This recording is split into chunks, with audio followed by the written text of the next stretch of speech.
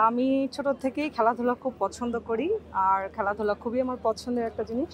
তো সেই জায়গা থেকে আজকে আসা এবং যারা খেলছে তাদের সবার জন্য শুভকামনা রইলো। আমি খুব এক্সাইটেড। অবশ্যই আমি আসছি উৎস দেওয়ার জন্য। আর সুযোগ হলে আমিও খেলবো এরকম প্ল্যানিং নেওয়া আছে। দেখা যাক কি হয়।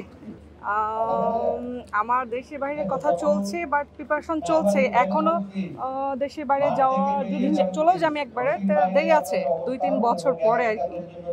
বাট রানিং এ আছি। যেকোনো সুযোগ পেলে হয়তোবা আবার তার আগেও চলে যেতে পারি এরকম আরকি। বলতে যেতে হবে আমার এটাই হচ্ছে প্ল্যানিং।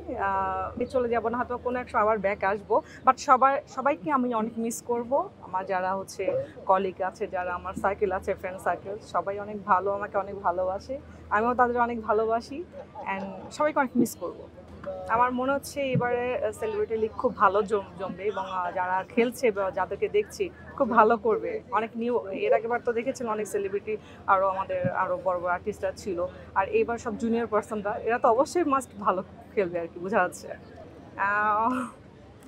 একটু মনে একটু কষ্ট ছিল, যেমন প্রিয় মানুষের কাছে পাই নাই, তবে আছে না কিছু ফ্যামিলি পার্সন, দেন হচ্ছে কিছু ফ্রেন্ড সার্কেল যাদেরকে আমি অনেক ভালোবাসি, যাদেরকে অনেক ভালোবাসতাম, তাদের কাছ থেকে আমি আবার খুব ভালোবাসা প্রিয় একটা মানুষ। তো আমার দেখা যাচ্ছে আমি যাদেরকে খুব ভালোবাসি তাদের কাছে একটা ছোট্ট ইগনোর আমার খুব কষ্ট লাগে।